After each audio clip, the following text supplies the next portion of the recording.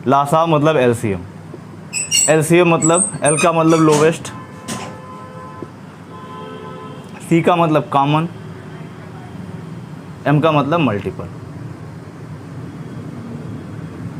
Lowest का मतलब छोटे से छोटा,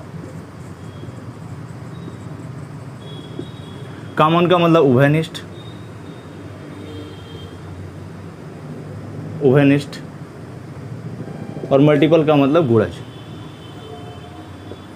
तो हम बात करते हैं लासा का मतलब क्या होता है, लोवेस्ट, कॉमन, मल्टीपल। लोवेस्ट का मतलब छोटे से छोटा, छोटे से छोटा का मतलब क्या है, उससे छोटा कुछ भी नहीं। उभयनिष्ठ का मतलब कॉमन, कॉमन का मतलब जो दोनों में है। और गुणज का मतलब, अब हम गुणज का मतलब समझते हैं तब हमारी समझ में आगे चैप्टर आएगा। अब बात करते हैं हम गुणज की, गुणज जिसको हम मल्टीपल कहते हैं, मल्टीपल। गुणज क्या है, अगर गुणज हमारी समझ में आ रहा है तो लासा आसानी से समझ में आ जाएगा। गुणज की बात करते हैं, गुणज का मतलब क्या होता है, जैसे हम कोई चीज़ लिखते हैं, जैसे यहाँ पे 4 लिखा, 4 का गुणज क्या होगा, आगे गुणज का मतलब गुणा करना है आपको। 4 का गुणज हो गया 8, हो गया 12, हो गया 16, हो गया 24, हो गया 20। ये क्या है, गुणज है। गुणज का मतलब क्या है, किसी भी संख्या का गुणज वह संख्या होती है जो उसके पहाड़े में आती है। जैसे 4 का गुणज क्या है, 8 है, इसके पहाड़े में है। 4 का गुणज क्या है, 12 है, इसके पहाड़े में है। 4 का गुणज क्या है, 16 है, इसके पहाड़े में। 4 का गुणज क्या है, 24 है, इसके पहाड़े में है। 4 का गुणज क्या है, 20 है, इसके पहाड़े में है। तो गुणज का मतलब क्या है, किसी भी संख्या गुणज वह होती है जो उसके पहाड़े में आती है। मतलब कोई भी एक ऐसी संख्या जो दी गई संख्या से बड़ी है या बराबर है और उसके पहाड़े में आती है, उससे पूरा पूरा विभाजित हो जाती है, गुणज कहलाती है। तो गुणज क्या है,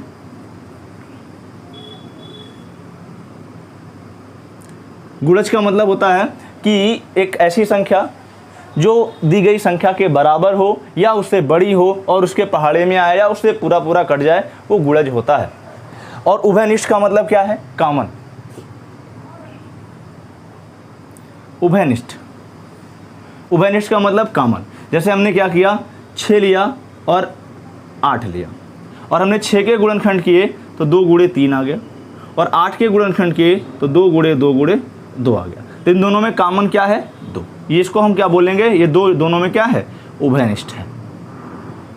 तो पहली चीज हमने पढ़ी कि छोटे से छोटा क्या है, उससे छोटा कोई नहीं। गुणज क्या है, किसी भी संख्या का गुणज वह संख्या होती है जो दी गई संख्या के बराबर हो या उससे बड़ी हो लेकिन उसके पहाड़े में आती हो। पहाड़े में आने का मतलब क्या, उससे पूरी तरह विभाजित हो जाती हो, गुणज कहलाता है। अब हम बात करते हैं लासा की परिभाषा की। पहले ही हमने पढ़ी लासा क्या है, लोवेस्ट कॉमन मल्टीपल। लोवेस्ट का मतलब छोटे से छोटा, कॉमन का मतलब उभयनिष्ठ, और मल्टीपल का मतलब गुणज। गुणज का मतलब क्या, वह संख्या जो दी गई संख्या से के बराबर हो या उससे बड़ी हो और उसके पहाड़े में आती हो, उस संख्या का गुणज कहलाएगी। अब इसकी हम परिभाषा पढ़ते हैं।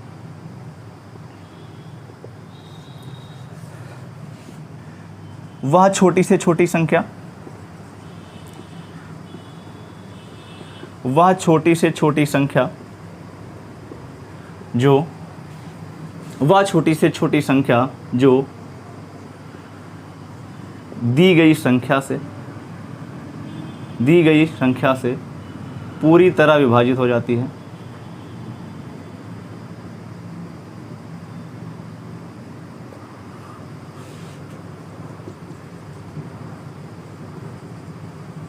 वह छोटी से छोटी संख्या जो दी गई संख्या से पूरी तरह विभाजित हो जाती है, लासा कहलाती है। दी गई संख्या का लासा कहलाता है। दी गई संख्या का लासा कहलाता है। अब इसका मतलब क्या है, इसका मतलब समझ लेते हैं। मतलब क्या है, वह छोटी से छोटी संख्या जो दी गई संख्या से पूरी तरह विभाजित हो जाए, वो क्या है, लासा है। और एक वर्ड आपके पास यहाँ आता है मल्टीपल या गुणज। तो जहाँ पे आप गुणज की बात करेगा वो क्या है, लासा है। तो वह छोटी से छोटी संख्या जो दी गई संख्या से पूरी तरह विभाजित हो जाती है, दी गई संख्या का लासा कहलाती है। छोटी से छोटी मतलब उससे छोटी कोई संख्या नहीं होगी। अब एक एग्जांपल लेके देखते हैं, समझते हैं, फिर आ जाएगा। लासा निकालने के बहुत सारे हैं। अब देखो यहाँ पे क्या है, जैसे हमने कह दिया 4 और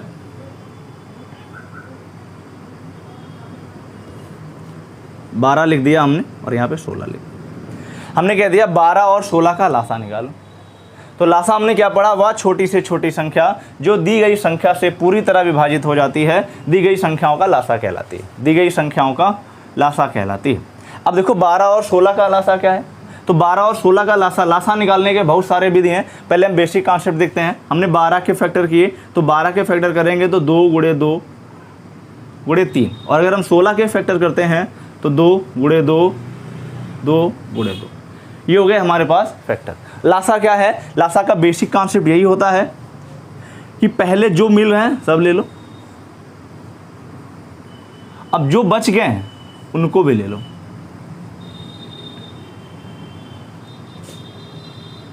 तीन गुणे 2 गुणे 2 क्या हो गया, 2 दूनी 4, 4 तीन 12, 2 24, 2 48। लासा क्या आया इन दोनों का, इन दोनों का लासा आ गया 48।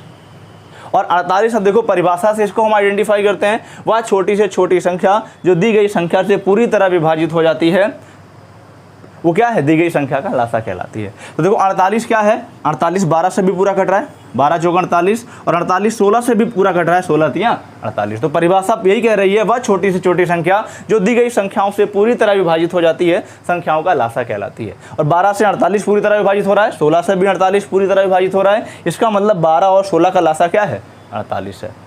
48 से छोटी ऐसी कोई भी संख्या नहीं है जो 12 और 16 से कटेगी। 24 है, 24 12 से कट रही लेकिन 16 से नहीं कट रही। 36 है, 12 से कट रहा है, 16 से नहीं कट रहा है। इसका मतलब क्या है, 48 इन दोनों का लासा है, और 48 ही वह छोटी से छोटी संख्या है जो इन दोनों से पूरी तरह विभाजित हो जाएगी। तो लासा यही है, वह छोटी से छोटी संख्या जो दी गई संख्याओं से पूरी तरह विभाजित हो जाती है, संख्याओं का लासा कहलाती है। और हमेशा दिमाग में रखना है कि लासा जो होगा इन दी गई संख्याओं से कभी छोटा नहीं होगा, इनके बराबर होगा या इनसे बड़ा होगा, कभी भी छोटा नहीं होगा। एक क्वेश्चन और देखते हैं।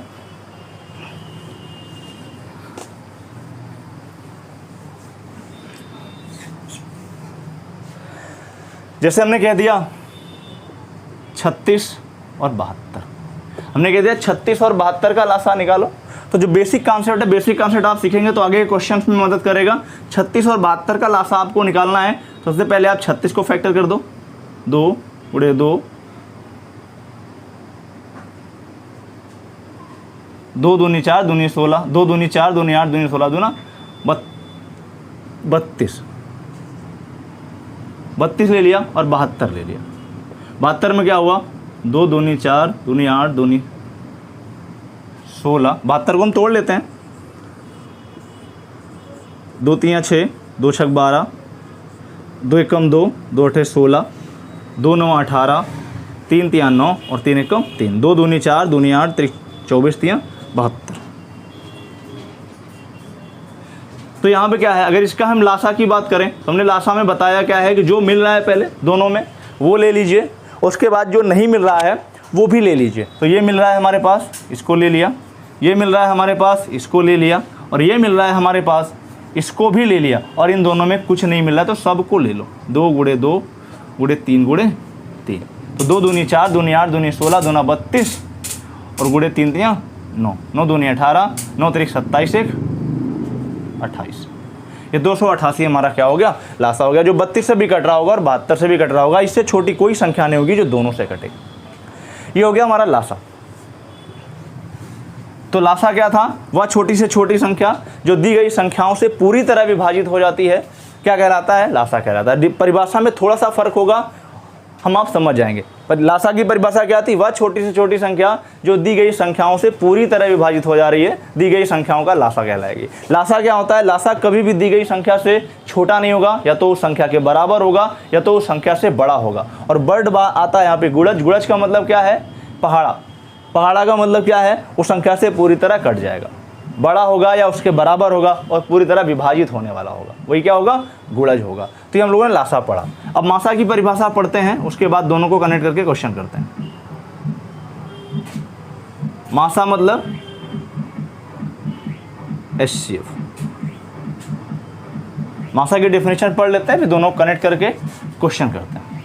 HCF का मतलब क्या है, H से हो गया हाईएस्ट, C से हो गया कॉमन, और F से हो गया फैक्टर। हाईएस्ट कॉमन फैक्टर, ये हमारा है मासा। हाईएस्ट का मतलब बड़े से बड़ा, बड़े से बड़ा, कॉमन का मतलब वही उभयनिष्ठ, और फैक्टर का मतलब क्या होता है, गुणनखंड। गुणनखंड। अब यहाँ पे क्या है, लासा में क्या था, छोटे से छोटा उभयनिष्ठ गुणज, और यहाँ पे क्या है, बड़े से बड़ा उभयनिष्ठ गुणनखंड। तो दोनों में फ़र्क यही है, यहाँ पे बड़े से बड़ा है और यहाँ पे क्या है, गुणनखंड है। उसमें गुणज था और यहाँ पे गुणनखंड है। यहाँ पे छोटे से छोटा था और यहाँ पे गुणज था। यहाँ पे बड़े से बड़ा है और यहाँ पे क्या है, गुणनखंड है। दोनों में बस इतना ही फ़र्क है, बड़े से बड़ा और गुणनखंड का। हम लोगों ने गुणज पढ़ा, अब हम लोग गुणनखंड पढ़ेंगे। गुणज हम लोगों ने क्या पढ़ा, जैसे 4 था, 8 हो गया, 12 हो गया, 16 हो गया, 4 दूनी 8, 4 तियाँ 12, 4 चौक 16, इन सबसे बड़ा है और इनके पहाड़े में भी आता है। 4 भी गुणज हो सकता है, 4 को एक बार में करेंगे, 4 एकम 4, मतलब क्या है, ये गुणज है। गुणज क्या होगा, हमेशा दी गई संख्या से के बराबर या उससे बड़ा होगा और उसके पहाड़े में आने वाला होगा या पूरा पूरा विभाजित होने वाला होगा। अब गुणनखंड की बात हम करते हैं तो गुणनखंड, खंड का मतलब पार्ट होता है, नाम में लिखा हुआ है कि पार्ट, गुणन पार्ट मतलब गुणा करने वाला पार्ट, गुणनखंड। तो गुणनखंड है, किसी भी चीज़ का खंड क्या होता है, पार्ट क्या होता है, उस संख्या से, उस चीज़ से छोटा होता है। जैसे मान लिया ये मार्कर है, मार्कर का हमने टुकड़ा किया तो इस मार्कर के बराबर नहीं बचेगा, ये टुकड़ा इससे छोटा होगा, ये टुकड़ा भी एक्चुअल मार्कर से छोटा होगा। तो खंड का मतलब छोटा। तो यहाँ पे जैसे मान लिया हमने 9 ले लिया, या हमने यहाँ पे 12 ले लिया, तो 12 ले लिया, जब 12 को हमने तोड़ा तो 2 गुणे 2 गुणे 3 आ गया। तो 12 के गुणनखंड क्या है, 2 गुणे 2 गुणे 3, मतलब क्या है कि इससे छोटा 2 भी है, इससे छोटा 2 भी है और इससे छोटा क्या है, 3 भी है। तो गुणनखंड का मतलब क्या है, किसी भी संख्या का गुणनखंड वो संख्या होती है जो दी गई संख्या के बराबर या उससे छोटी है तथा उससे दी गई संख्या पूरी तरह विभाजित हो जाती है। मतलब गुणज में क्या था कि गुणज में क्या था, जो संख्या दी गई थी उससे संख्या विभाजित होती थी, और गुणनखंड में क्या है, जो संख्या दी गई है वो विभाजित हो रही है। दोनों में फ़र्क इतना सा है, गुणज में क्या था, उस संख्या से आगे वाली संख्या विभाजित होती थी, और गुणनखंड में क्या है, वो संख्या आगे वाली संख्याओं से विभाजित होती है। तो गुणनखंड क्या है, किसी भी संख्या का गुणनखंड वह संख्या है जो उस संख्या के बराबर या उससे छोटी होगी और उसे पूरी तरह विभाजित करने वाली होगी। अब यहाँ पे 12 है, 12 गुणनखंड 2 है, 2 है, 3 है, ये 2 और 2 और 3 तीनों चीज़ें क्या है, 12 को पूरी तरह विभाजित करती हैं, उससे छोटी हैं। तो यहाँ पे क्या है, किसी भी चीज़ का गुणनफल जो गुणनखंड होगा वो दी गई संख्या से बड़ा कभी नहीं होगा, उसके बराबर होगा या उससे छोटा होगा। जैसे 12 का गुणनखंड है तो 12 का गुणनखंड 12 हो सकता है, लेकिन 12 से बड़ा नहीं होगा और 12 से छोटा होगा, और 12 से छोटा वो होगा जिससे 12 पूरी तरह विभाजित हो जाएगा। तो गुणज क्या था, गुणज में दी गई संख्या से गुणज विभाजित होते थे, और यहाँ पे क्या है, संख्या गुणनखंड से विभाजित होती है, वो क्या है, गुणनखंड है। दोनों का मतलब इतना है। और बड़े से बड़े का मतलब क्या होता है, उससे बड़ा कुछ भी नहीं। गुणनखंड का मतलब क्या है कि ऐसे पार्ट जिससे दी गई संख्या विभाजित हो जाती है, वही गुणनखंड है। अगर हम परिभाषा पकड़ के चलेंगे तो क्वेश्चन आसानी से हो जाएगा। तो जैसे कि परिभाषा देखते हैं, वह बड़ी से बड़ी संख्या, वह बड़ी से बड़ी संख्या जिससे दी गई संख्याएं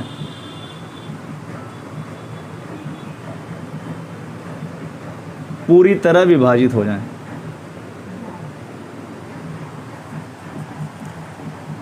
मतलब क्या हुआ, वह बड़ी से बड़ी संख्या जिससे दी गई संख्याएं पूरी तरह विभाजित हो जाती हैं, संख्याओं का मासा कहलाता है। लासा में क्या था, वह छोटी से छोटी संख्या जिससे दी गई संख्याएं पूरी तरह विभाजित हो जाती हैं, वो लासा था। और इसमें क्या है, वह बड़ी से बड़ी संख्या जो, वह बड़ी से बड़ी संख्या जो दी गई संख्याओं को पूरी तरह विभाजित करे।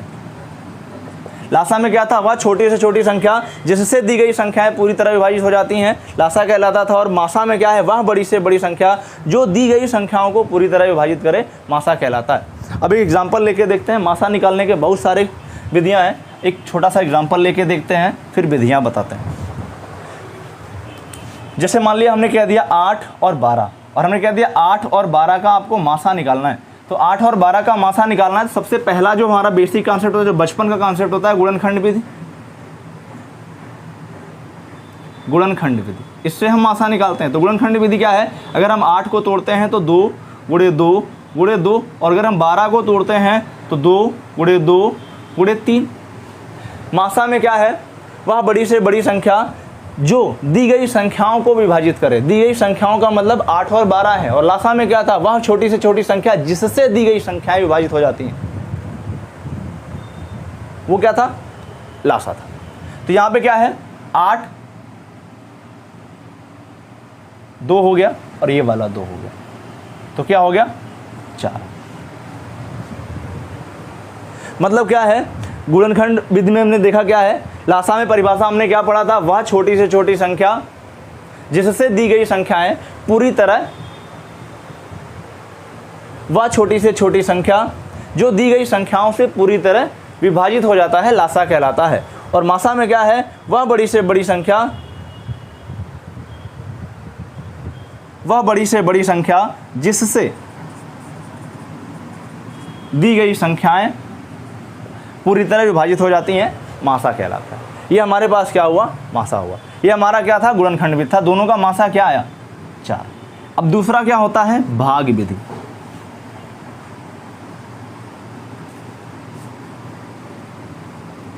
भाग विधि, भाग विधि क्या है, 8 और 12 का मासा आपको निकालना है। छोटी संख्या से बड़ी संख्या को भाग दे दीजिए, 8 का नाम 8, 4 12, फिर ये 4, ये वाला 8 यहाँ पे ले आइए,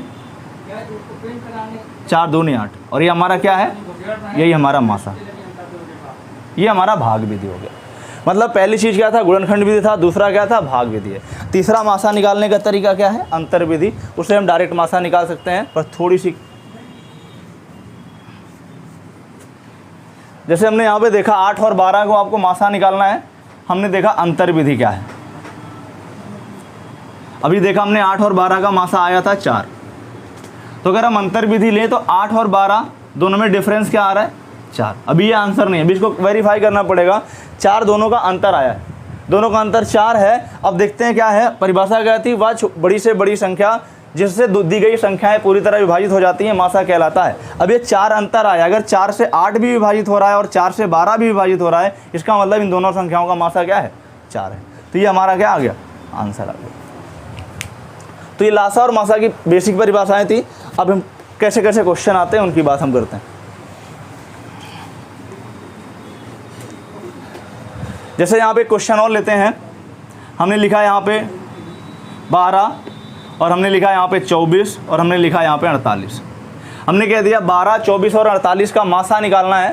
तो 12, 24 और 48 का अगर मासा निकालना है तो आप गुणनखंड विधि ले सकते हो। गुणनखंड विधि क्या है, आप 12 को तोड़ोगे 2 गुणे 2 गुणे 3, 24 को तोड़ोगे 2 गुणे 2 गुणे 2 गुणे 3, 2 दूनी 4 दूनी 8 24। आप 48 को तोड़ोगे 2 गुणे 2 गुणे 2 दूनी 4 दूनी 8 दूनी 16 या 48। ये हो गया हमारे पास गुणनखंड विधि क्या है। अगर इसका हम मासा निकाल रहे हैं तो मासा क्या है, ये बचा, ये मिला और एक ये मिला हमारे पास 3, तो क्या है 2 दूनी 4 3 12, 12 मासा आ गया। ये हमने गुणनखंड विधि किया तो 12 मासा आया। अगर यहाँ पे हम भाग विधि से करते हैं तो छोटी संख्या से बड़ी संख्या को भाग करना है, 12 दूना 24 कट गया, फिर ये 12 बचा हमारे पास, 48 हमने ले लिया, 12 चौक 48, ये कट गया, ये हमारा क्या हो गया, मासा हो गया। ये हमारा था गुणनखंड विधि, ये था हमारा भाग विधि। और जो डायरेक्ट विधि हमारे पास है, जो अंतर विधि की बात हम करते हैं, वो आसानी से हो जाता है। अंतर विधि क्या है, हमने बताया सबसे पहले देखो दो संख्याओं में सबसे कम अंतर क्या है, 12 और 24 का अंतर आ रहा है हमारे पास 12।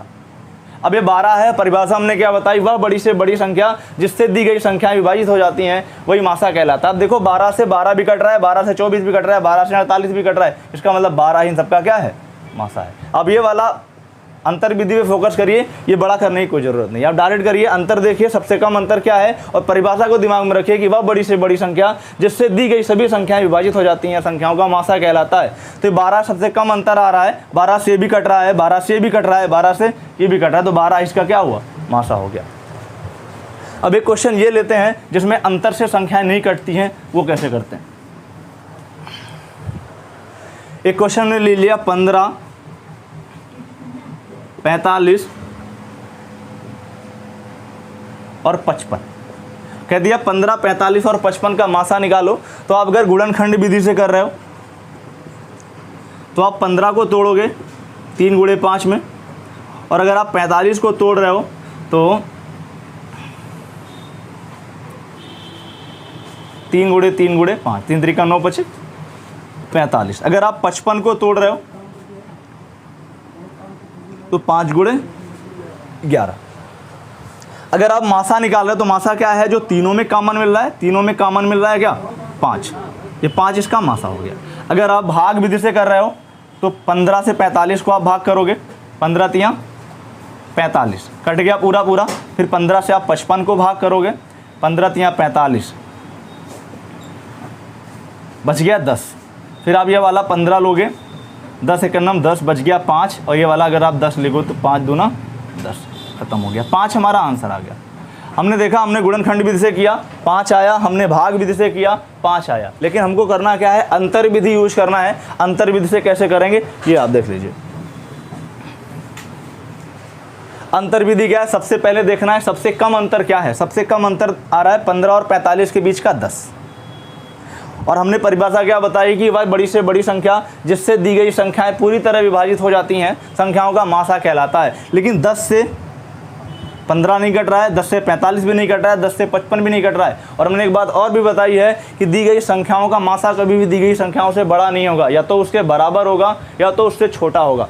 तो इसका मतलब क्या है कि जो मासा है वो 10 से बड़ा नहीं होगा, जो दी गई संख्याओं का मासा होगा इस अंतर से बड़ा नहीं होगा। आप डायरेक्ट ऑप्शन देख लो कि 10 से बड़ा कोई भी ऑप्शन हो तो उसको हटा दो, 10 से छोटा जो ऑप्शन हो उसको लगा दो। अब यहाँ पे क्या है, 10 बच गया, 10 से तीनों संख्याएं नहीं कट रही हैं। और हमने पढ़ा है गुणनखंड, मासा में क्या पढ़ा है, हाईएस्ट कॉमन फैक्टर, बड़े से बड़ा उभयनिष्ठ गुणनखंड। गुणनखंड का मतलब क्या है, इसको आप तोड़ लो, 2 गुणे 5 में टूटेगा। अब देखो वह बड़ी से बड़ी संख्या, तो इसमें 2 और 5 में बड़ा क्या है, 5, 5 से तीनों संख्याएं कट रही हैं, इसका मतलब मासा क्या हो गया, 5 हो गया। ये हो गया हमारा अंतर विधि। तो ये हो गया बेसिक चीज़। पहली चीज़ हमने क्या बताई, लासा में वह छोटी से छोटी संख्या जो दी गई संख्याओं से पूरी तरह विभाजित हो जाता है, संख्याओं का लासा कहलाता है। और मासा में हमने क्या बताया, वह बड़ी से बड़ी संख्या जिससे दी गई संख्याएं पूरी तरह विभाजित हो जाती हैं। तो दोनों को परिभाषाएं अगर हमारे दिमाग में है तो हम आसानी से क्वेश्चन कर पाएंगे। उसमें क्या था, वह छोटी से छोटी संख्या जिससे, वह छोटी से छोटी संख्या जो दी गई संख्याओं से पूरी तरह विभाजित हो रहा है, लासा था। और मासा में क्या है, वह बड़ी से बड़ी संख्या जिससे दी गई संख्याएं पूरी तरह विभाजित हो रही हैं, मासा कहलाएगा। अब इसके क्वेश्चन कैसे आते हैं वो देख लेते हैं। पहले लासा के क्वेश्चन कैसे आते हैं और मासा के क्वेश्चन कैसे आते हैं। लासा में 2-3 टाइप के क्वेश्चन आते हैं।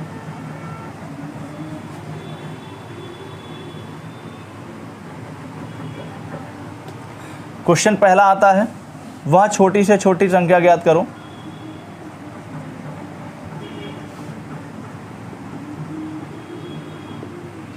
वह छोटी से छोटी संख्या ज्ञात करो, ज्ञात करो जो x, y व z से पूरी तरह विभाजित हो जाए।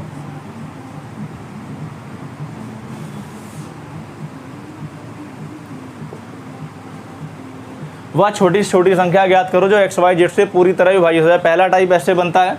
दूसरा टाइप क्या बनेगा, वह छोटी से छोटी संख्या ज्ञात करो, छोटी से छोटी संख्या ज्ञात करो, ज्ञात करो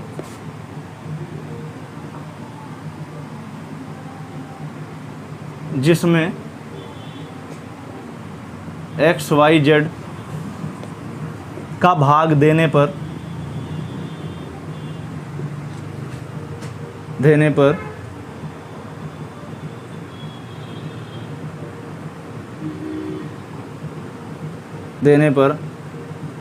r शेष बचे,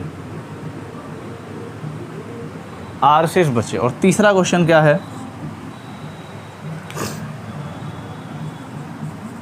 वह छोटी से छोटी संख्या ज्ञात करो, वह छोटी से छोटी संख्या ज्ञात करो, ज्ञात करो जिसमें x, y, z का भाग देने पर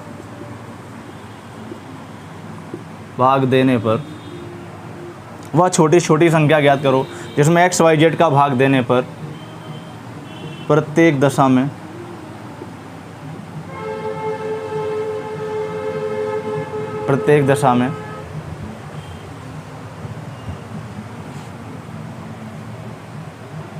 समान शेष बचे।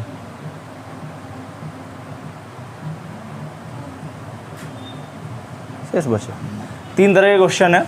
तो पहला क्वेश्चन क्या था, वह छोटी से छोटी संख्या ज्ञात करो जो एक्स वाई जेड से पूरी तरह विभाजित हो जाए। तो इसका सिंपल सा आंसर है एक्स वाई जेड का लासा। और दूसरा क्या है, वह छोटी से छोटी संख्या ज्ञात करो जिसमें एक्स वाई जेड का भाग देने पर आर शेष बचे। वह छोटी से छोटी संख्या ज्ञात करो जिसमें एक्स वाई जेड का भाग देने पर आर शेष बचे। इसका भी सिंपल सा आंसर है एक्स वाई जेड का लासा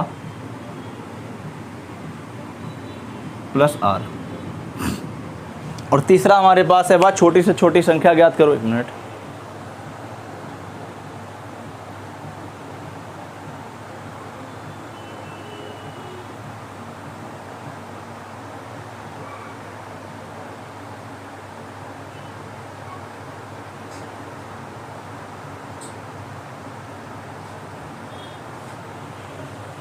तीसरा है, वह छोटी से छोटी संख्या ज्ञात करो, यह अलग टाइप था, ज्ञात करो जिसमें एक्स वाई जेड का भाग देने पर जिसमें एक्स वाई जेड का भाग देने पर शेष क्रमशः ए बी व सी बचे। ये हमारा तीसरे टाइप का क्वेश्चन था, ए बी व सी बचे।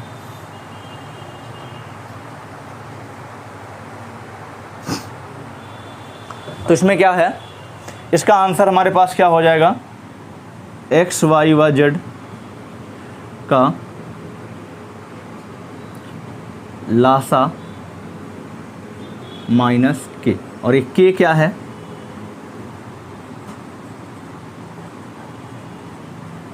एक्स माइनस ए, वाई माइनस बी और जेड माइनस सी, तीनों केस में बराबर हो। तो पहले चीज़ यही था, पहला टाइप हमारा लासा का क्वेश्चन तीन तरह से पूछा जाएगा। वह छोटी से छोटी संख्या ज्ञात करो जो एक्स वाई जेड से भाग देने पर पूरी तरह विभाजित हो जाए, एक्स वाई जेड का लासा। फिर दूसरे टाइप का क्वेश्चन है, फिर ये तीसरे टाइप का क्वेश्चन है। ये हमारे पास लासा के तीन टाइप के क्वेश्चन हो गए। तो हम बात करते हैं मासा की।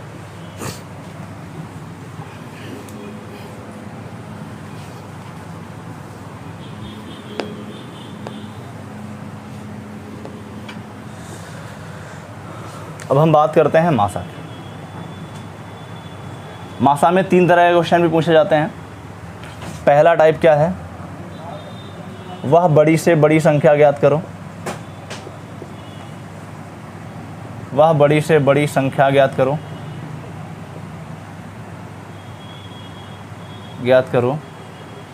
जिससे एक्स वाई व जेड पूरी तरह विभाजित हो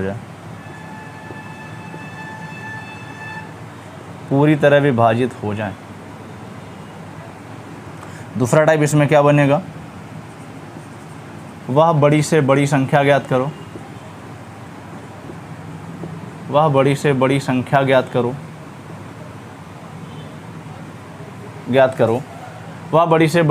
ज्ञात करो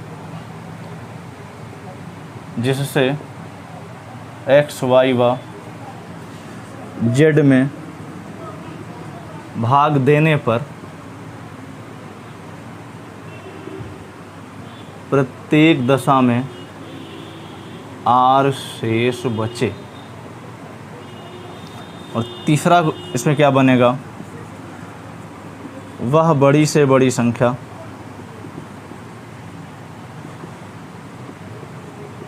ज्ञात करो जिससे एक्स वाई व जेड में भाग देने पर शेष क्रमशः ए बी व सी बचे। और चौथा इसका क्वेश्चन क्या बनेगा, इम्पॉर्टेंट क्वेश्चन पे बनता है, वह बड़ी से बड़ी संख्या ज्ञात करो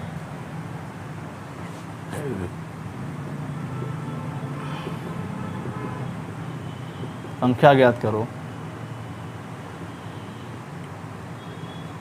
जिससे एक्स वाई व जेड में भाग देने पर प्रत्येक दशा में समान शेष बचे। चार तरह का क्वेश्चन है। पहला क्वेश्चन क्या है, वह बड़ी से बड़ी संख्या ज्ञात करो जिससे एक्स वाई जेड में जिससे एक्स वाई जेड पूरी तरह विभाजित हो जाए। इसका मतलब वही है, इसका आंसर क्या बनेगा, इसका आंसर बनेगा एक्स वाई जेड का मासा। और दूसरा क्वेश्चन क्या है, वह बड़ी से बड़ी संख्या ज्ञात करो जिससे एक्स वाई व जेड में भाग देने पर प्रत्येक दशा में आर शेष बचे। इसका मतलब क्या है, x minus r, y minus r, z minus r का मासा। और तीसरा क्वेश्चन क्या है, वह बड़ी से बड़ी संख्या ज्ञात करो जिससे एक्स वाई जेड में भाग देने पर शेष क्रमशः ए बी व सी बचे। इसका मतलब क्या, इसका आंसर क्या बनेगा, x minus A comma Y minus B comma Z minus C का मासा। और चौथा क्वेश्चन क्या है, इंपॉर्टेंट क्वेश्चन बनता है इस पे, वह बड़ी से बड़ी संख्या ज्ञात करो जिससे एक्स वाई व जेड में भाग देने पर प्रत्येक दशा में समान शेष बचे। समान शेष बचेगा मतलब उस समय वही शेष बचना चाहिए। इसका क्या है, x minus Y comma Y minus Z, X minus Y comma Y minus Z comma Z minus x का मासा। और ये जो मॉड लगा, इसका मॉड का मतलब क्या है, आंसर प्लस में आया माइनस में है, बाहर हमेशा प्लस में ही आएगा। तो इसमें चार तरह के क्वेश्चन है और जो हमारा पेपर में क्वेश्चन पूछा जाने वाला है ज़्यादातर नीचे वाले चौथा पॉइंट पूछा जाता है कि वह बड़ी से बड़ी संख्या ज्ञात करो जिससे एक्स वाई व जेड में भाग देने पर प्रत्येक दशा में समान शेष बचे। तो इस कंडीशन में हम क्या करते हैं कि x minus y mod of x minus Y comma mod of y minus Z comma mod of z minus x का मासा। मॉड का मतलब क्या है, माइनस करने पे हमारा माइनस में आंसर आ रहा है या प्लस में आ रहा है, मॉड से हटाएंगे तो बाहर क्या आएगा, पॉजिटिव ही आएगा। तो ये हमारे मासा में चार तरह के क्वेश्चन पूछे जाते हैं। आप अगर ये दिमाग में है तो आपको रटने की कोई ज़रूरत नहीं है, आप ये देख लेंगे पूरा टॉपिक मासा का आसानी से क्लियर हो जाएगा। तो हमने पढ़ा पहले लासा की परिभाषा, फिर हमने पढ़ा मासा की परिभाषा, फिर हमने पढ़ा गुणज और गुणनखंड जो भी दोनों का मेन कॉन्सेप्ट है, फिर हमने दोनों तरह के क्वेश्चन पढ़े। लासा में क्या हमने पढ़ा, वह छोटी से छोटी संख्या जो दी गई संख्याओं से पूरी तरह विभाजित हो जाएगा लासा कहलाएगा। छोटी से छोटी संख्या जो दी गई संख्याओं से, उसमें क्या था, जो दी गई संख्याएं उससे पूरा विभाजित हो जाएगा। और मासा में क्या था, वह बड़ी से बड़ी संख्या जिससे दी गई संख्याएं पूरी तरह विभाजित हो जाएंगी, वो मासा कहलाएगा। लासा में क्या था, गुणज का मतलब क्या है, गुणज हमेशा दी गई संख्या से बड़ा होगा या उसके बराबर होगा और उसके पहाड़े में आने वाला होगा या उससे पूरी तरह विभाजित होने वाला होगा। किसी भी संख्या का गुणज दी गई संख्या से छोटा नहीं होता है। और गुणनखंड में क्या था कि किसी भी संख्या गुणनखंड दी गई संख्या के बराबर या उससे छोटा होगा। किसी भी संख्या का गुणनखंड दी गई संख्या से अधिक नहीं होगा और गुणनखंड से दी गई संख्या पूरी तरह विभाजित हो जाएगी। तो जहाँ पे लासा की बात आएगा वहाँ पे हम गुणज का कॉन्सेप्ट यूज करेंगे, जहाँ पे मासा की बात आएगी वहाँ पे हम गुणनखंड का कॉन्सेप्ट यूज करेंगे। और हमेशा दिमाग में रखना है कि जो गुणज है वो कभी भी संख्या से छोटा नहीं होगा और जो गुणनखंड है वो कभी भी संख्या से बड़ा नहीं होगा। ये हुआ। अब आते हैं आगे।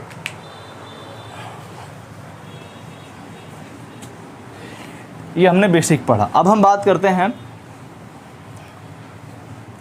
भिन्नों का लासा क्या होता है, भिन्नों का मासा क्या होता है।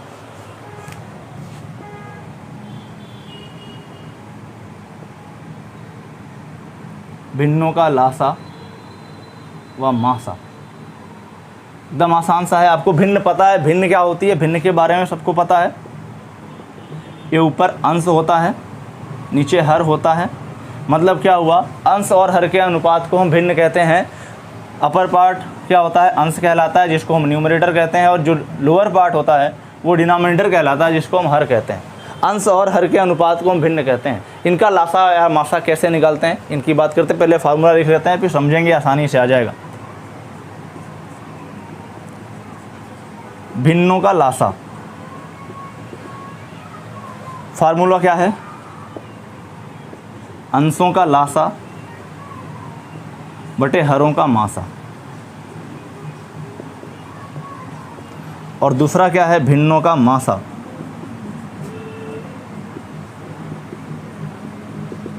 तो भिन्नों का मासा क्या है, अंशों का मासा बटे हरों का लासा। ये होता है फार्मूला। फार्मूले को समझ लेते हैं, फार्मूला कैसे बना होगा। यहाँ पे भिन्नों का लासा पूछ रहा है, तब अंशों का लासा बटे हरों का मासा। भिन्नों का मासा पूछ रहा है तो अंशों का मासा बटे हरों का लासा। मतलब क्या हुआ कि अगर लासा पूछ रहा है भिन्नों में, तो जो चीज़ पूछ रहा है उसका ऊपर वाला निकालना है और जो बच रहा है वो नीचे वाला। लासा पूछ रहा है तो अंशों का लासा, मासा पूछ रहा है तो अंशों का मासा। नीचे बच गया लासा में नीचे मासा और मासा में नीचे लासा। हमेशा दिमाग में रखना है भिन्नों का लासा क्या है, अंशों का लासा बटे हरों का मासा, और भिन्नों का मासा क्या है, अंशों का मासा बटे हरों का लासा। अब इस पे हम क्वेश्चन करते हैं।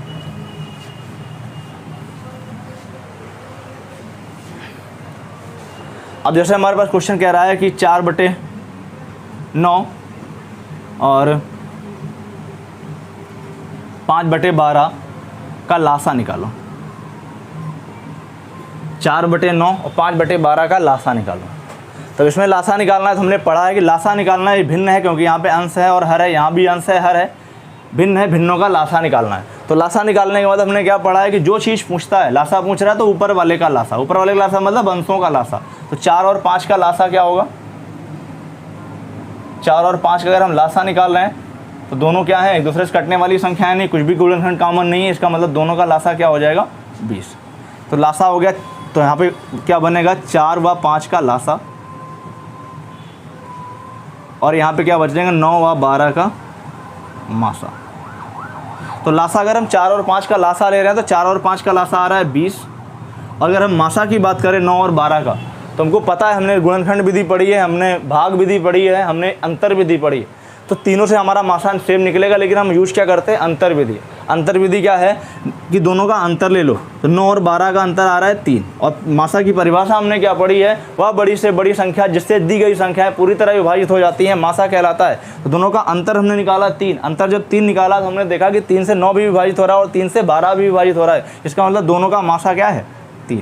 तो हमारा आंसर क्या आ गया, 4/9 और 5/12 का लासा 20/3। ये हो गया हमारे पास इसका आंसर। अब हम एक मासा का क्वेश्चन पढ़ लेते हैं।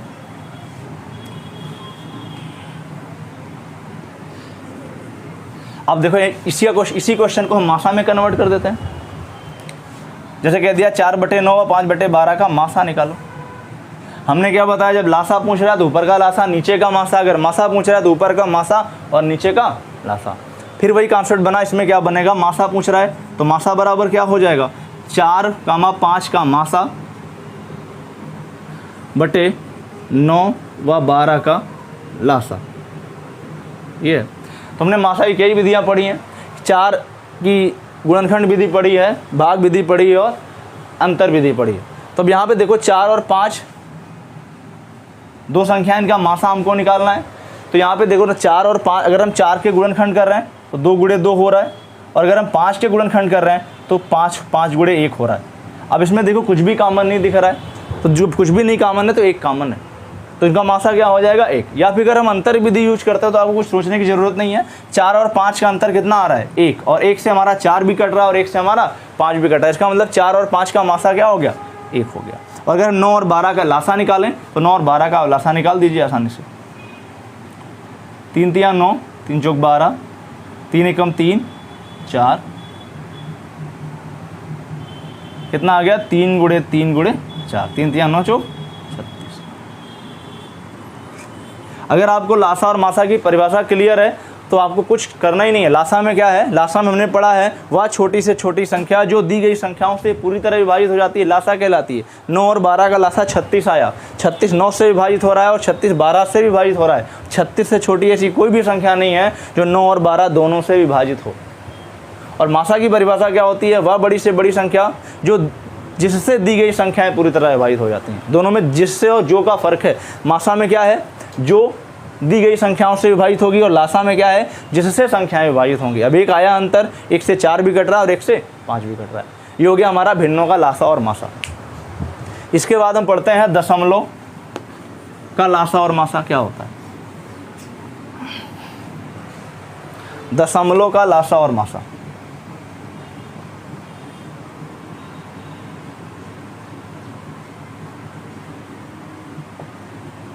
दशमलव का लासा और मासा। दशमलव का लासा मासा भिन्नों के जैसा ही, हमने भिन्नों का जैसे पढ़ा वैसे दशमलव का भी पढ़ेंगे।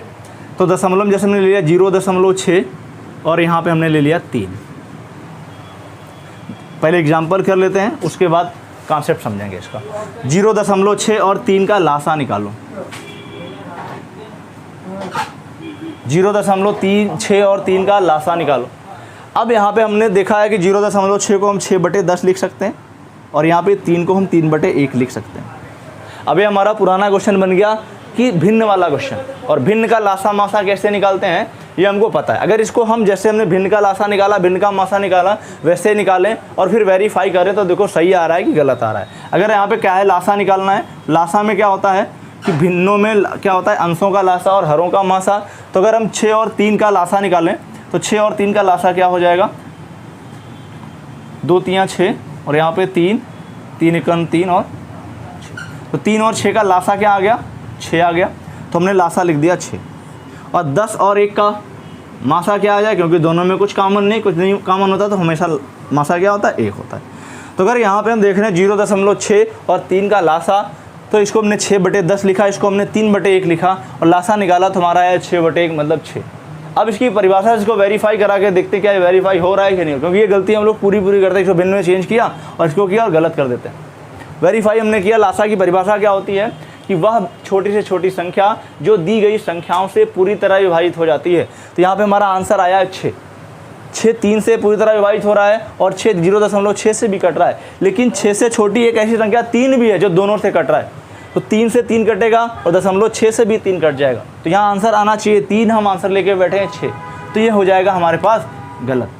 क्वेश्चन आता हुआ भी हमने सही कॉन्सेप्ट यूज किया, सब कुछ सही यूज किया, फिर भी हमारा क्वेश्चन गलत हो गया। क्यों? क्योंकि हमने थोड़ा सा ध्यान नहीं दिया। क्योंकि मैं परिभाषा अगर क्लियर होगी तो हम आंसर कर पाएंगे। क्योंकि यहाँ पे हमने वही किया, 0.6 को 6/10 कर दिया और 3 को 3/1 कर दिया। उसके बाद हमने अंशों का लासा और हरों का मासा निकाला, आंसर निकला 6। एकदम सही कॉन्सेप्ट यूज किया, कोई गलत नहीं कर सकता। लेकिन अगर हम परिभाषा से वेरीफाई करा रहे हैं तो गलत हो रहा है। गलत क्यों हो रहा है? क्योंकि परिभाषा क्या कहती है, वह छोटी से छोटी संख्या, वह छोटी से छोटी संख्या जो दी गई संख्याओं से पूरी तरह विभाजित हो जाएगी। तो 6 है, 6 3 से कट रहा है, 6.6 से भी कट रहा है, लेकिन एक ऐसी संख्या 6 से छोटी 3 भी है जिससे जो 3 से भी कट रही है और 0.6 से भी कट रही है। तो ये क्वेश्चन गलत कैसे हुआ? कैसे 6 आया? 3 आना चाहिए था। इसका कॉन्सेप्ट देखो, हमने सब कुछ सही किया लेकिन 6 आया। तो गलती हमने कहाँ की वो देख लो। अब यहाँ पे क्या था, हमने देखा इसको हमने 6/10 लिखा और इसको हमने 3/1 लिखा। अब इसमें 2 बातें ध्यान में रखनी है कि जब भी भिन्न दशमलव का लासा मासा निकालते हैं तो सबसे पहला काम है, जैसे हमने दशमलव को चेंज किया, दशमलव हटा के 10 के गुणज में हमने किया, 2 दशमलव है तो 100 लिखा, 3 है तो 1000 लिखा, 1 है तो 10 लिखा। तो सबसे पहला काम है तो उसको पूरा सिंपलेस्ट फॉर्म में कर लो या दोनों का हर बराबर कर लो। पहली चीज हमने क्या बताई, या तो जो दशमलव हमने भिन्न में चेंज किया है उसको सिंपलेस्ट फॉर्म में लिख लो, मतलब उससे एक सरलतम रूप में लिख लो, या फिर क्या करो कि दोनों का हर बराबर कर लो। उसके बाद आप कॉन्सेप्ट लगा दो, कभी गलत नहीं होगा। हम पहले दोनों का हर बराबर कर लेते हैं। हर बराबर करने का मतलब यहाँ भी 10 है, यहाँ भी 10 कर दिया, यहाँ 30 कर दिया। हमारा यही क्वेश्चन यही बन गया। अब हम अपना कॉन्सेप्ट लगाएंगे लासा में, तो क्या हो जाएगा, 6 और 30 का लासा, 6 और 30 का लासा और बटे 10 और 10 का मासा। तो 6 और 30 का लासा कर लेंगे तो हमारा लासा आ जाएगा 30, और 10 और 10 का मासा लेंगे तो आ जाएगा 10, और उसको काटेंगे तो हमारा आंसर आ जाएगा 3। जो भी आंसर हमारा 6 आ रहा था वो आंसर हमारा गलत था। 3 हमारा आंसर सही, क्योंकि परिभाषा को वेरीफाई करा रहा है। क्योंकि वह छोटी से छोटी संख्या जिससे दी गई संख्याएं जो दी गई संख्याओं से पूरी तरह विभाजित हो रहा है। 3 3 से कट रहा है, 0.6 से भी कट रहा है। ये हमारा क्या हो गया, लासा हो गया। हमने 2 चीज़ें बताई, या तो जो हमने डेसिमल को क्या किया है, भिन्न में चेंज किया है। जब डेसिमल को भिन्न में चेंज किया है तो उसको क्या कर लो, सरलतम रूप में लिख लो, या दोनों का हर बराबर कर लो। तो हमने हर बराबर करके बता दिया है। अब देखो, अगर हम डेसिमल को सिंपलेस्ट फॉर्म में करें तो 6/10 था और ये 3 था। 6/10 था और ये 3 था। इसको हम अगर काट रहे हैं तो एक बार और कट रहा है, 2 3 6, 2 5 10, ये हो गया 3/5, ये हो गया 3/1। अब आप इसका निकाल दोगे, 3 और 3 का लासा आ जाएगा 3, और 5 और 1 का मासा आ जाएगा 1, तो हमारे पास आंसर हो जाएगा 3/1। ये हमारा हो गया भिन्न का लासा। इसी तरह हम मासा निकालते हैं। मासा में भी क्या है, ऊपर वाले का मासा नीचे वाले का लासा। तो ये हो गया दशमलव का लासा व दशमलव का मासा। लासा मासा की अगर परिभाषा आपको क्लियर है तो आपका क्वेश्चन कभी गलत नहीं होगा। अगर आपका परिभाषा क्लियर नहीं है तो क्वेश्चन हमेशा गलत होने के चांस बने रहेंगे। ये हो गया दशमलव का लासा मासा। अब हम एक चीज और देखते हैं, लासा और मासा में अंतर। लासा और मासा में संबंध क्या होता है? लासा व मासा में संबंध,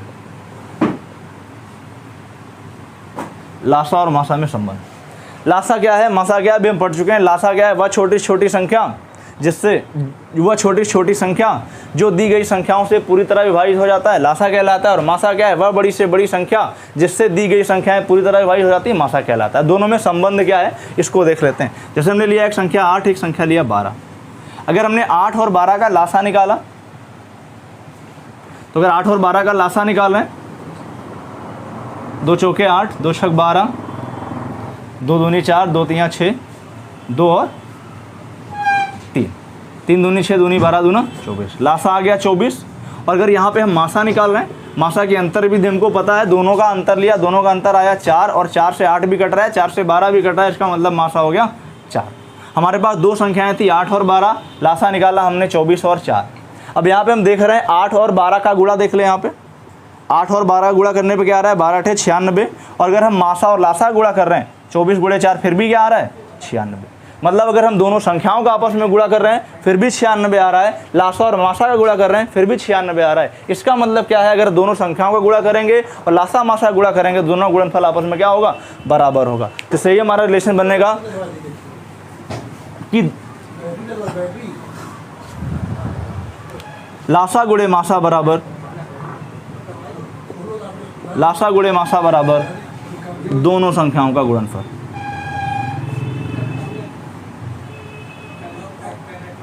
दोनों संख्याओं का गुणनफल, लासा गुणे मासा बराबर दोनों संख्याओं का गुणनफल। हमेशा ये होता है कि अगर लासा और मासा का आपस में हम गुणा करते हैं और दोनों संख्याओं को गुणा करते हैं, दोनों का गुणनफल क्या होता है, बराबर होता है। ये फार्मूला केवल दो संख्याओं के लिए यूज होता है, दो संख्याओं से अधिक के लिए यूज करेंगे तो गलत हो जाएगा। केवल ये दो संख्याओं के लिए है। अब एक क्वेश्चन जैसे यहाँ पे है कि दो संख्याओं का लासा, दो संख्याओं का लासा व मासा, दो संख्याओं का लासा व मासा क्रमशः 32 और 4 है तथा उनमें से एक संख्या 8 है। उनमें से एक संख्या 8 है तो दूसरी संख्या बताओ। तो आप इसी में रख दीजिए, लासा क्या था, 32 था, मासा क्या था, 4 था, एक संख्या 8 थी, दूसरी संख्या निकालनी थी। बस आप इसको ले आइए इधर, 8 चुक 32, दूसरी संख्या हो जाएगी 16। मतलब कोई भी क्वेश्चन आएगा यहाँ पे, दो संख्याओं में एक दे दिया, लासा दे दिया, मासा दे दिया, एक संख्या दे दिया, दूसरी पूछ लिया, या कोई दो संख्याएं दे दी, लासा मासा में कुछ एक दे के पूछ लिया, तो ये हो जाएगा हमारे पास। तो ये लासा मासा का बेसिक कॉन्सेप्ट हो गया था। अब एक दो क्वेश्चन करते हैं, एक दो क्वेश्चन करते हैं तो आसानी से क्लियर होगा कुछ।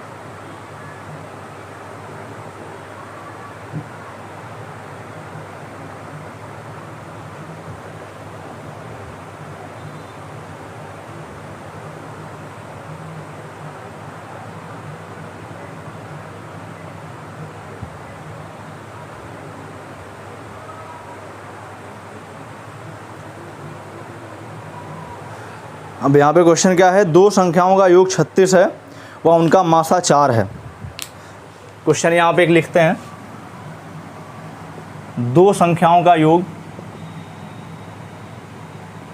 दो संख्याओं का योग, दो संख्याओं का योग, दो संख्याओं का योग 36 है, 36 है व मासा 4 है। दो संख्याओं का योग 36 है, वह मासा 4 है, तो संख्याएं ज्ञात करो। वह ऐसे जोड़ों की संख्या भी ज्ञात करो।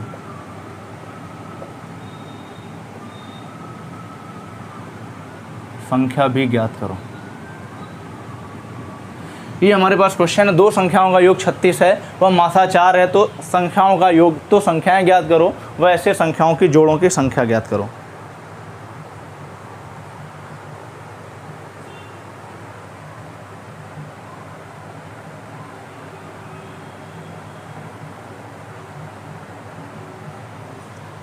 संख्या ज्ञात करो।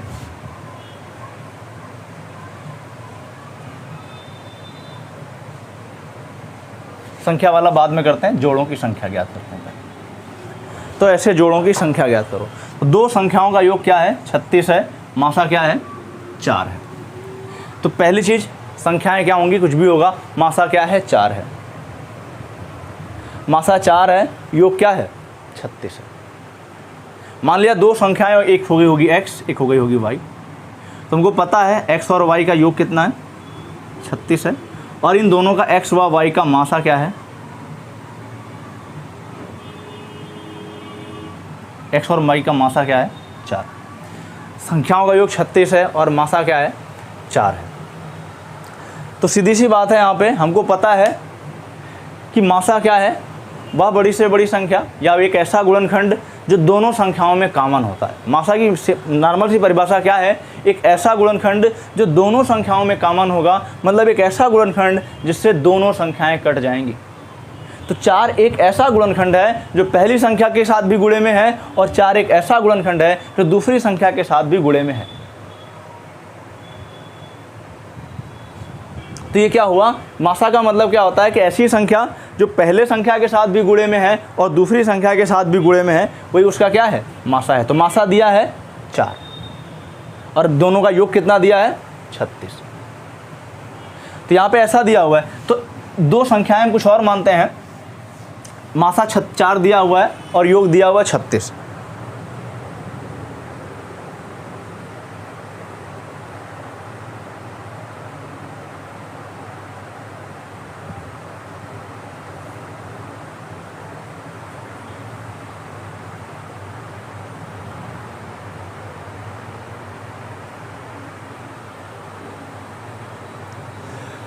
तो यहाँ पे देखो क्या है, दो संख्याओं का योग 36 है, मासा 4 है। तो हमने बताया मासा क्या होता है? मासा एक ऐसा गुणनखंड है जो पहली संख्या के साथ भी गुणे में है और दूसरी संख्या के साथ भी गुणे में है। तो अब यहाँ पे देखो, अगर हम संख्या मान लें, पहली संख्या मान लें यहाँ पे 4 गुणे x। हमको पता नहीं कि एक गुणनफल क्या है, लेकिन एक गुणनखंड हमको पता है कि वो 4 है, क्योंकि 4 मासा है और मासा ऐसा होता है जो दोनों संख्याओं के साथ गुणनफल में होता है, दोनों में कॉमन होता है। अगर हम दूसरी संख्या मान लें तो इसको हम मान लेते हैं 4 गुणे y। तो ये क्या हो गया कि अगर, और दोनों संख्याओं का योग कितना दिया हुआ है?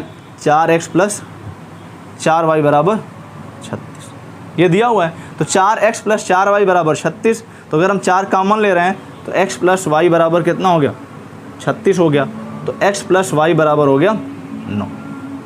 अब यहाँ पे आया x प्लस y बराबर कितना आ गया? 9। और x और y हमको नहीं पता है। एक बार फिर से इसको देखो, यहाँ पे क्या दिया है? दो संख्याओं का योग 36 है व मासा 4 है, तो ऐसे जोड़ों की संख्या ज्ञात करो। मतलब ऐसे कितने जोड़े संभव हो सकते हैं जिनका लासा 36 हो और मासा 4 हो। तो सीधी सी बात है, हमने संख्या निकाली, पहली निकाली 4x। 4x क्यों लिया? क्योंकि अगर हम दो संख्याओं का मासा निकालें, देखो यहाँ पे 8 लिखा हुआ है, यहाँ पे 12 लिखा हुआ है। अगर 8 को हम तोड़ रहे हैं तो ये 4 गुणे 2 बन रहा है। अगर हम 12 को तोड़ रहे हैं तो 4 गुणे 3 बन रहा है। और ये 4 जो है इन दोनों का मासा है। और मासा क्या होता है? दोनों संख्याओं के साथ गुणनफल में होता है।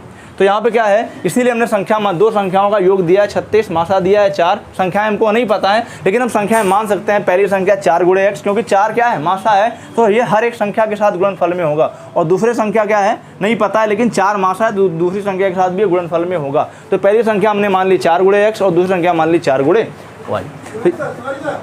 तो 4x और योग दिया है 4x प्लस 4y बराबर क्या? 36। अब दोनों को हमने कॉमन लिया, 4x प्लस y बराबर आ गया 9। अब x प्लस वाई बराबर 9 आ गया। तो यहाँ पे कितनी ऐसी संख्याएं हैं जिनको जोड़ने पे 9 आता है? अगर इसको हम ले लें 1 और 8 बराबर 9, 2 और 7 बराबर 9, 3 और 6 बराबर 9, और 4 और 5 बराबर 9। बस फिर यहाँ से आएगा हमारे पास 5 4 6 3, ये उल्टा हुआ। अब यहाँ पे 4 कंडीशन ऐसी बन रही हैं जिनका योग करने पे 9 आ रहा है। क्वेश्चन ये है कि दो संख्याओं का योग 36 है, मासा 4 है, ऐसे जोड़ों की संख्या। तो हमने देखा कि अगर हमको हल किया हमने तो दोनों का योग आया 9। 9 कितनी कंडीशन पे आ रहा है? 1 + 8 करने पे 9 आ रहा है, 2 + 7 करने पे 9 आ रहा है, 3 + 6 करने पे 9 आ रहा है, 4 + 5 करने पे 9 आ रहा है। लेकिन यहाँ पे देखो 3 और 6 हैं, 3 और 6 को अगर हम लेते हैं तो 3 और 6 दो ऐसी संख्या हैं जो आपस में कॉमन है। इनमें से 3 गुणनखंड कॉमन है, तो वो संख्या हमको हटा देनी है जो जिनमें से कुछ आपस में कटने वाली है। तो 3 और 6 हमको नहीं लेना है। कितने जोड़े बन गए? 1 2 और 3। तो इसके जोड़े कितने संभव हैं? 3। हमेशा दिमाग में रखना, जब भी जोड़ों की बात करेगा तो जो ऐसा कॉम्बिनेशन जब दिखेगी 3 और 6 या 4 और 8, मतलब दोनों आपस में विभाजित होने वाली संख्याएँ दिखें तो उसको हमको काउंट नहीं करना है, बाकी को काउंट कर लेना है। अब एक डाउट दिमाग में होगा कि एक बन गया जोड़ा 1 और 8, दूसरा बन गया 2 और 7, तीसरा बन गया 4 और 5। 3 जोड़े बन गए। किसी के दिमाग में ये भी आएगा कि 8 और 1 भी एक जोड़ा हो सकता है, 7 और 2 भी एक जोड़ा हो सकता है, 5 और 4 भी एक जोड़ा हो सकता है। तो ऑप्शन में आपको 6 ऑप्शन भी मिलेगा कि 1 2 3 4 5 6, लेकिन ये नहीं है, 6 नहीं है। केवल कितने जोड़े होंगे? 1 2 और 3।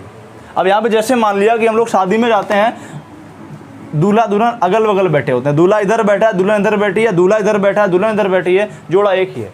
तो चाहे हम 1 और 8 लें और 8 और 1 लें, जोड़ा क्या है? एक ही है। तो उसमें हम कंफ्यूज नहीं होना कि 3 की हम 6 लगा दें। ये हो गया हमारा पहला क्वेश्चन।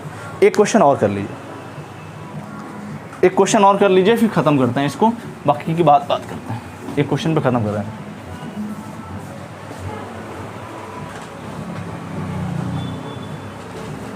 एक क्वेश्चन लिखा हुआ है, 4 संख्याओं का लासा 117, 4 संख्याओं का लासा 117,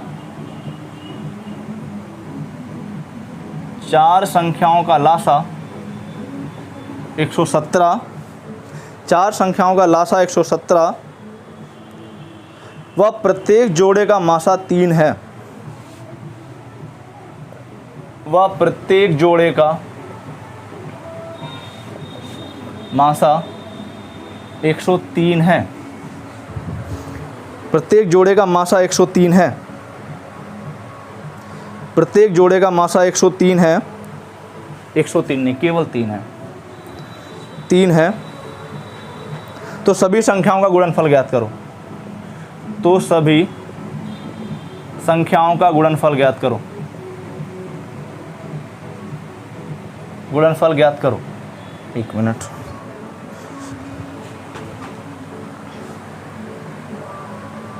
अब यहाँ पे क्वेश्चन क्या है कि 4 संख्याओं का लासा 117 है, वह प्रत्येक जोड़े का मासा 3 है, तो सभी संख्याओं का गुणनफल ज्ञात करो। तो यहाँ पे हम लोग गलती क्या करेंगे? हम लोगों ने संबंध पढ़ रखा है कि लासा गुणे मासा बराबर संख्याओं का गुणनफल। यहाँ पे ये गलत हो जाएगा। हमने बताया था ये कॉन्सेप्ट, अगर हम ये कॉन्सेप्ट इसमें लगाते हैं कि पहली संख्या गुणे दूसरी संख्या बराबर एलसीएम गुणे एचसीएफ, तो यहाँ पे आंसर हमारा गलत हो जाएगा। क्योंकि इसका भी आंसर आपके पास ऑप्शन में होगा, लेकिन वो गलत हो जाएगा, क्योंकि हमने पढ़ा है कि वो जो संबंध होता है पहली संख्या गुणे दूसरी संख्या बराबर लासा गुणे मासा, वो केवल 2 संख्याओं के लिए ही अप्लाई हो सकता है। अगर ऐसा आया है हमारे पास 4 संख्याओं का क्वेश्चन है कि 4 संख्याओं का लासा 117 है, वह प्रत्येक जोड़े का मासा 3 है, तो सभी संख्याओं का गुणनफल ज्ञात करो। तो यहाँ पे क्या है, हमको पता है कि मासा 3 है। मासा 3 का मतलब क्या है? चारों संख्याओं में 3 एक ऐसा गुणनफल है जो चारों संख्याओं में कॉमन है। तो अगर हम पहली संख्या माने 3 गुणे ए, और दूसरी संख्या माने 3 गुणे बी, और तीसरी संख्या माने 3 गुणे सी, और चौथी संख्या माने 4 गुणे डी, 3 गुणे डी। क्योंकि हमने बताया मासा एक ऐसा गुणनखंड है जो सभी संख्याओं में कॉमन होता है, वो मासा कहलाता है। अब यहाँ पे कह रहा है सभी का योग कितना दिया? 4 संख्याओं का लासा क्या है? 117 है। और लासा क्या होता है? हमने बताया था कि लासा निकालते समय क्या करते हैं, जो पहले सभी संख्याओं में कॉमन है उसको ले लो, और बाकी में जो सब बच गए हैं उनको भी आपस में गुणा कर लो। और ये दिया किसके बराबर है? ये दिया 117 के बराबर है। तो ए गुणे बी गुणे सी गुणे डी बराबर कितना आ गया? 117/3। 3 त्रिका 9, 3 9 27, मतलब ए गुणे बी गुणे सी गुणे डी बराबर आ गया 39। और हमसे पूछा क्या है हमसे पूछा है सभी संख्याओं का गुणनफल। सभी संख्याओं का गुणनफल का मतलब 3a गुणे 3b गुणे 3c गुणे 3d। तो 3 त्रिका 9 3 27 दिया 81 गुणे डी ABCD का मान कितना आया था 39। तो 81 गुणे 39 हम कर लेंगे, ये हमारा आंसर हो जाएगा।